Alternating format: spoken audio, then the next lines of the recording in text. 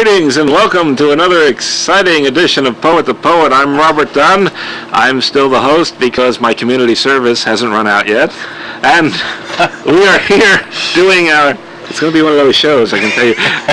We are here doing our first series of shows in the Bronx, which turned out to be very exciting. We're in Riverdale. We're in a place called the Guitar and Pen.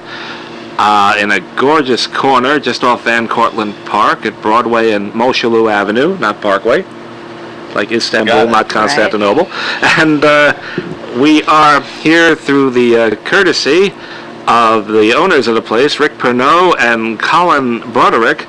And just as a coincidence, one of our guests today on the far end there is Rick Pernod. And we also have Elizabeth Bassford. Bassford. And they are definite poetry powers in the Bronx and beyond. And so it's going to be a wild show, no matter how we do it, especially when we start talking about the House of Pernod. We'll be in the house. Yeah, we'll be in the house. We'll be in the house. Okay. Let's go through the goodies here. Start with Rick Pernod, because we're actually going to do everybody simultaneously at this point. Let's see. You're the founder and director of Exoterica, not to be confused with esoterica. Okay, you take it 3 times a day and then you feel better. Right, okay. Bronx-based literary organization that produces workshops, literary events, and poetry at the poor mouth. No longer. We just finished up that series. It ran for 7.5 years at the Irish Cafe down on 230. Oh, that's the place I keep calling on Beale Borscht. On Beale Borscht, the famous Irish-Russian place, yes.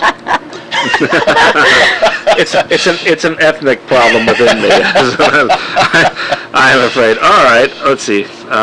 What sort of awards did that series get? Oh, we've won fellowships from the New York State Council on the Arts, the Rockefeller Foundation, New York Foundation for the Arts, Bronx Council on the Arts. Mm-hmm. But no Publishers Clearinghouse, I think. Not yet, but we send in our magazine subscription on a regular basis.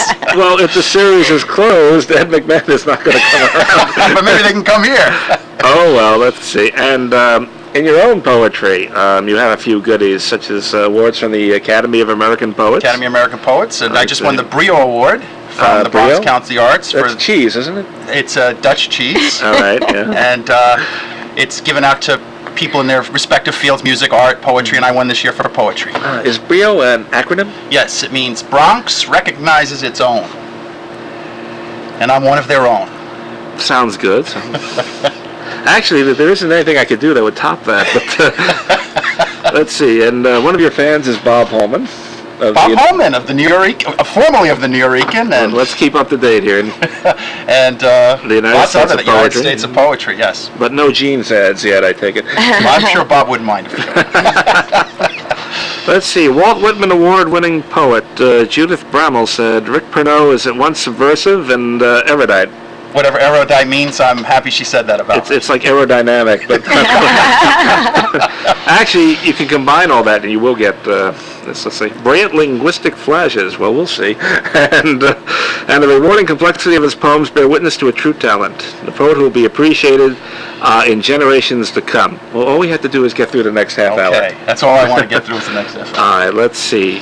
You appear in Minding the Gap, Ratapalax, the Patterson Literary Review, and the aforementioned House of Pernod, which we'll get to in a moment. But I want to first introduce to everybody out there this charming young lady, Elizabeth Bassford. Sorry about that.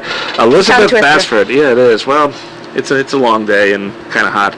Let's see. And Exoterica, everything in the Bronx is hard to pronounce. I mean, they do this on purpose, you know. It's their way of getting even. It's Exoterica. It's the same. It's Rick's Exoterica. I'll make something up as we go along. You were the slam champion in '96, right. And you featured at Poetry at the Poor Mouth and Poetry at the Gap, or GAP. That's right. I knew we were going to get into trousers somewhere here. What is the Gap? The Gap is this place we're sitting in, the Guitar and Pen. Oh, how silly of me. And the series is called Poetry at the Gap. You know, it would have never occurred to me. I just have that kind of a dirty mind, you know. Let's see. An advanced degree in early childhood. Yes. Yeah, I got mine as a child, now that I think about it. Coordinator of the Toddler Center at Riverdale Presbyterian Church Nursery School. That's right. Well, at least I could pronounce that. Teach them poetry, I imagine. I do some poetry with them. I liked it lulls them. Let's see. In the 1980s, you were in Jamaica, Yes. West Indies, Yes. With your husband, reggae guitarist Andy Bassford. And you have a lot of poems relating to that period in your life. That's right. And you're the manager of the House of Pernod. That's right. If you're the manager, what is They're Rick? unmanageable, actually. If you're the manager, what is Rick? What am I? Rick, he has the key to the House of Pernod. He is the key to the House of Pernod. Lovely. Who pays the bills? Who pays the bills? Well, we'll let the musicians pay the bills. They're sort of the But workhorses in they the never House have of any Pernod. money. The sidemen. Try telling that to Con Ed. It's all relative. Compared to poets, they have a lot of money. Yeah. I'd show you my wallet, or rather the inside, but I'm too embarrassed. It just proves what he has to say. All right, Elizabeth, let's start with a poem from you. Sure. This is a nice little story about a man named Robbie. I worked in a record company down there, and this is about audition day. It's called Discovering Robbie. Wednesdays were audition days at Harry J. Squat buses from Black River, Buff Bay, chug through Kingston streets delivering lovers and green bananas and singers with their box guitars and dreams. Mornings they would line up at the zinc fence, chew bulla and cheese, watch Big Belly producer man Harry J. park his Benz, the color of American money, at the studio door. "Me have a wicked tune, Mr. J," they would say, and shiver in crepe shoes and leisure suits that vibrated colors of country fruit, mango, pawpaw, guinnep, pine.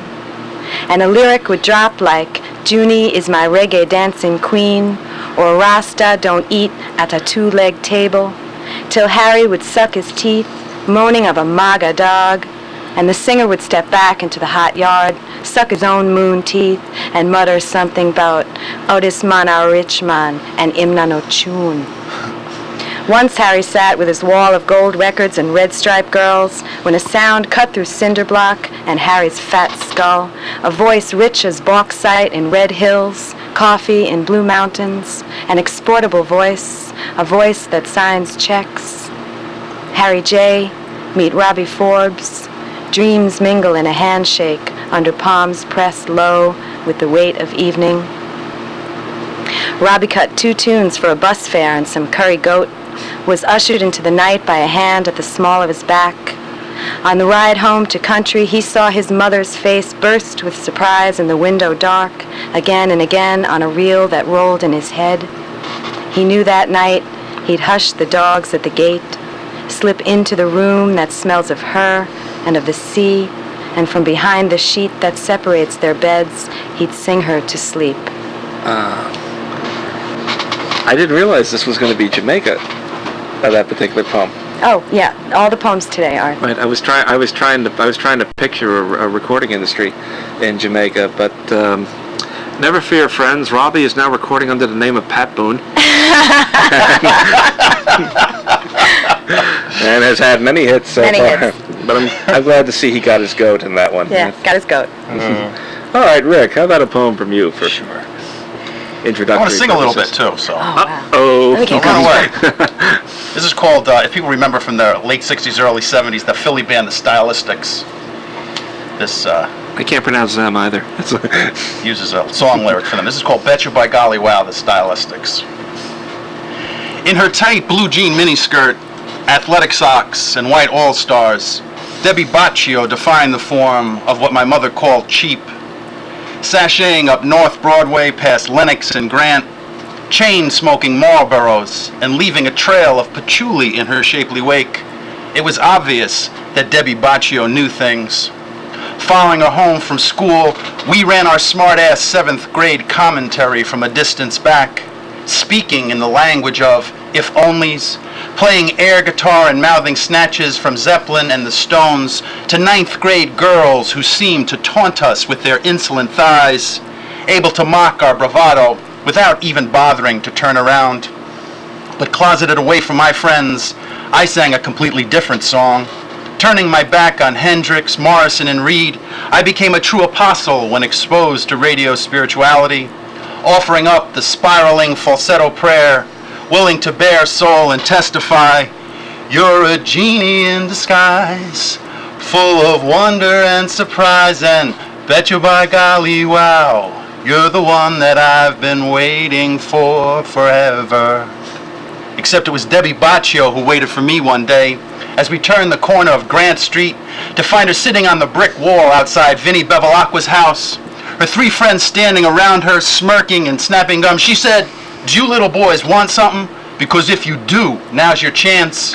And then she crossed her legs, those unbelievable Debbie Baccio legs, flashing a patch of white panty that sent me up too far, too fast, and it was hard to breathe, stranded in ether, chest yawning, and God, how I wanted to step up through my friend's shame, through the sheets of her friend's laughter, to step forward and channel the voice of Russell Tompkins Jr., lead singer of the Mighty Stylistics, to show her I wasn't just some little punk.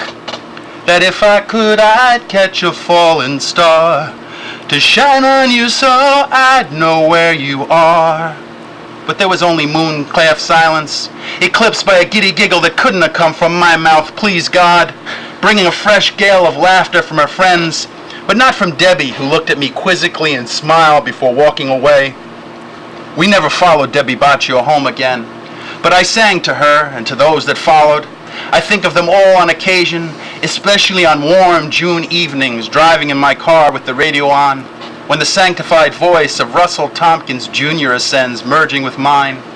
And Debbie, I imagine you, an elegant 40 now, walking on some high veranda, perhaps a little lonesome, lifting an ear to the falsetto breeze that gently parts the treetops, delivering on perfumed air my everlasting desire for you.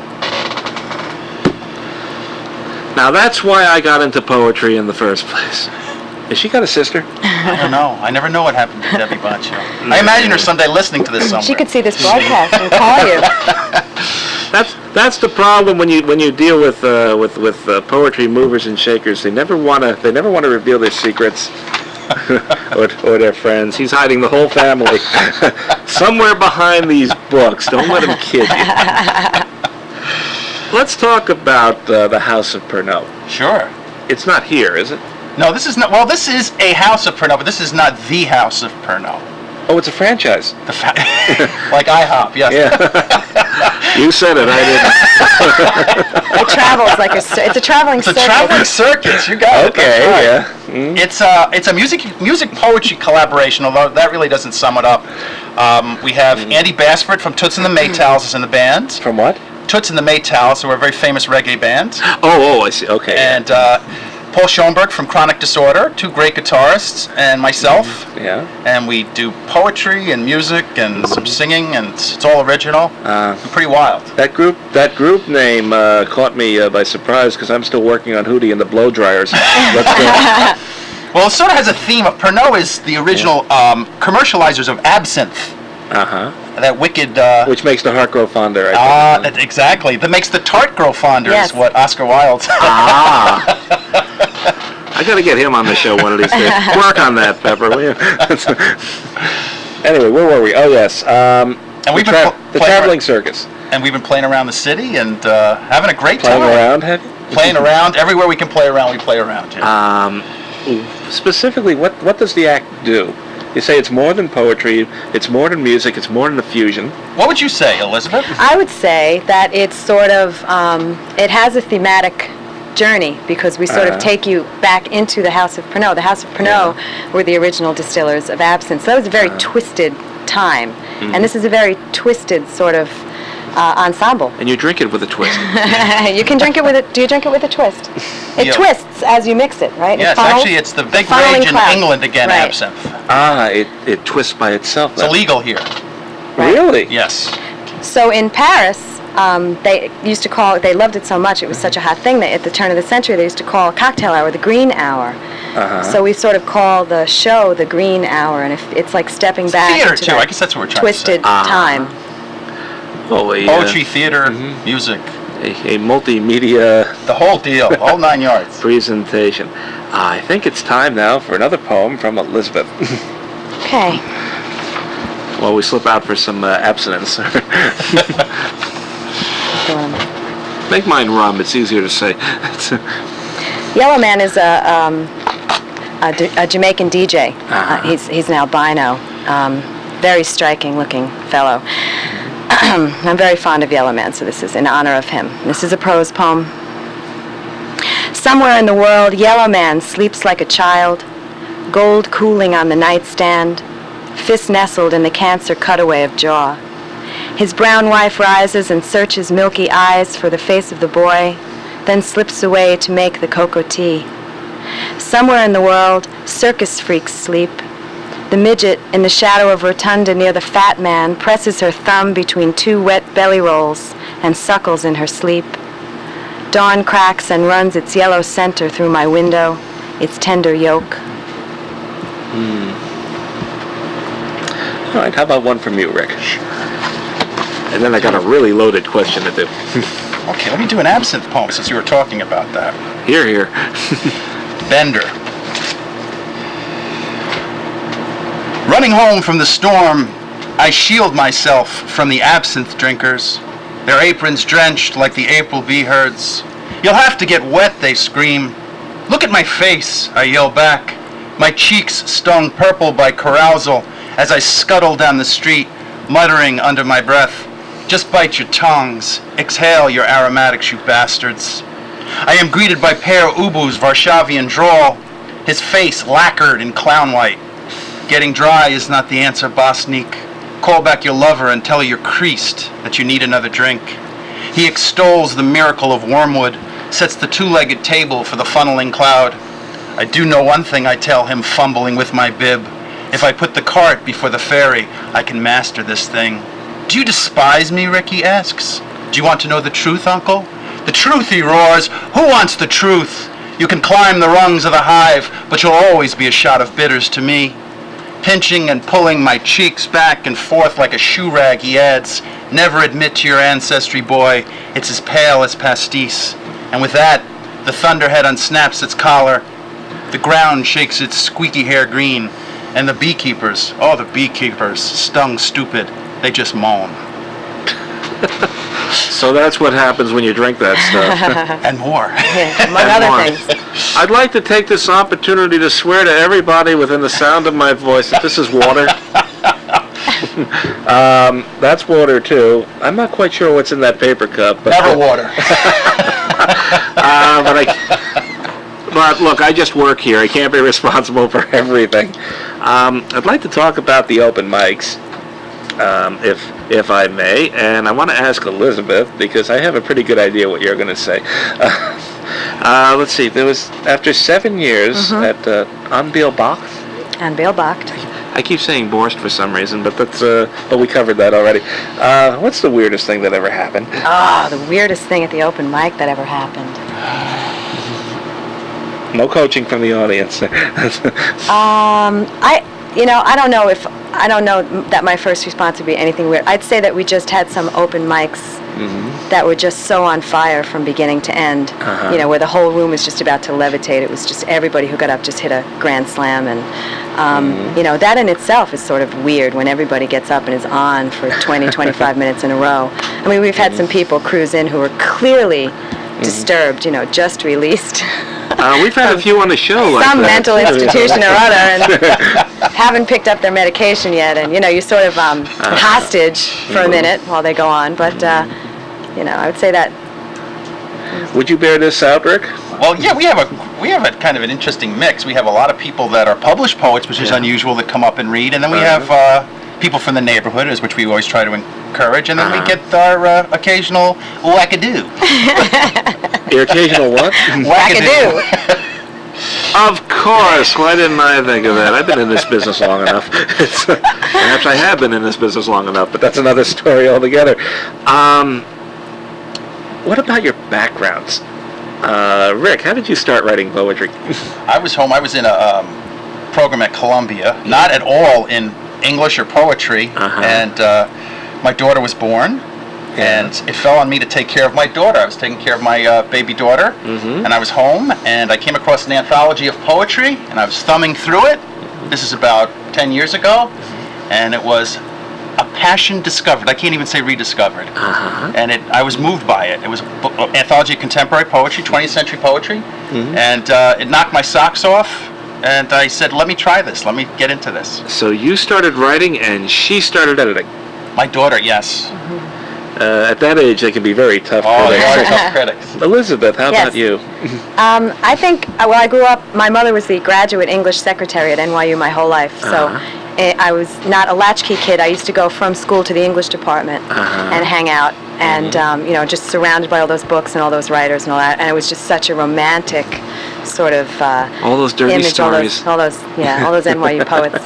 And so I really just grew up loving the books there. I didn't have any in my house, but I had plenty at my mother's job.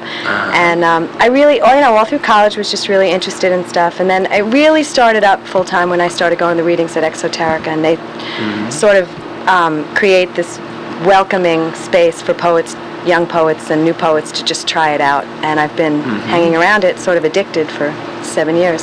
So Exoterica is now going to be here. It's going to be at the Guitar and Pen. That's our new home. Yes, here at Broadway and Mosholu Avenue, not Parkway. Right. Mosholu Avenue and Broadway. There you go. Right across the street from Van Cortlandt Park. Do any of the Van Cortlandts actually drop in? They ride their horses over. The Yes. stables are across the street, so they actually canter over here and hop off and come in their chaps. And I suppose Ichabod and Bram come down south every once in a while. every once in a while, at least they're ghosts. All right, well, do you still charge them? No cover. No Oh, forever. great. How do you stay What a business? segue. Well, we're going to segue back into another poem from each of you, so take it away, Elizabeth. Okay. For the record, Bigger had no teeth. He sucked his gums clean, pressing vinyl into discs in the factory at Harry J. Each single jacketed and stacked, bound for the belly of an Airbus in the Brethren on Eastern Parkway, 1,000 miles north of Bigger's warm hand. Bigger's the one who told me Harry is mean because him father nyam him pet pig, and Harry did love that pig. And all white people wicked, but not me. In the yard in the evening, with the hiss and clank of the factory fading, Bigger would pluck the vinyl pellets from the cracks in his shoes and tell me something he knows, like him know Bobo Dread sell broom. On the last day, the ghetto would rise, and all men like Harry would run, and all men like Bigger would sit back like kings, me I tell you, and laugh and laugh. What did you say he did with the pig? His father ate his pet pig, and that's why he was so mean as a grown-up. His father, slaughtered the pig and made everybody sit down and eat it, and Harry loved that pig, so it closed his heart down. I had an uncle who did something very strange with my goldfish once, but I don't think I want to get into that. Yeah, nyam means eat. Oh, okay. That's a relief, actually. Rick, your poem, please. This is called The Forthcoming. It's from my aunt who passed away recently. I can begin my life tomorrow after the phone call, the letter, the signal from the west, the bird with the note in its claw, your dad dressed up like Jesus. I can wait by the door, a dog's life in dog's time, except this time I'll be good enough. I will balance the tray on my head. My eyes will be blue enough. My face will be round enough. The circles beneath my eyes will disappear, and I won't remind anyone of their death. It is a miracle to keep such grief at bay. I have 7 salt mines I tend to, and the youngest person I know lies in the Yonkers Home for the Blind. She is 67 and at the gate. She doesn't know I am calling. I think they took her ears away. I can feel it in my chest as she is pulled through to the other side. I lean down, kiss her papery cheek, and I lie. I say, "You were loved all along." It's December and I am stuck. My untapped joy is unruly and black and shares a room with my bright blue pain. I punish them both. I have things that slip through the cracks in my fingers. What are we waiting for, Margaret? I am 43 and sitting on a curb, waiting for a voice from behind the screen door to call, "Ricky, It's getting late. You can come in now. Yeah, Ricky, come on in. In all this time, these open readings, these grants, and Lord knows what, are there any unfulfilled ambitions? Anything that you really want but hasn't happened yet? Well, I've brought all the poets I've really wanted to have. I mean, maybe a few poets that I haven't had yet. Trying to think who I've had yet. I'd like Charles Simic, perhaps. We've had Stanley Kunitz, Donald Hall, a lot of great poets. Mm-hmm. So there's a few more poets I might like to have come read with us and get that first book published. No books? No book yet, no. Really? Yes. So Okay. I think that would be my next goal. I gather you have a manuscript ready. Oh, sure. What's it like? It's, we heard a little bit of it. Uh-huh. That's hard. That's a hard thing to describe. What's it like? You've read it. What do you think? Oh, it's fat. It's fat It's with a a PH. fat manuscript. What's the difference between Fat. PH fat and Oh, and F all the fat, difference eh? in the world. Fat and juicy and It's alive juicy, and man. vital. That's her words. Right. You know what I'm thinking half the time. It's amazing. I didn't see her lips move once in this Psychic game. now. You're in the house. We you have know that sort of anything can connection, the happen. two of us. He just looks right in this ear. All right, well, that being the case, I want to thank you, Rick Pernod and Elizabeth Bassford. you. There I go again. Elizabeth Bassford.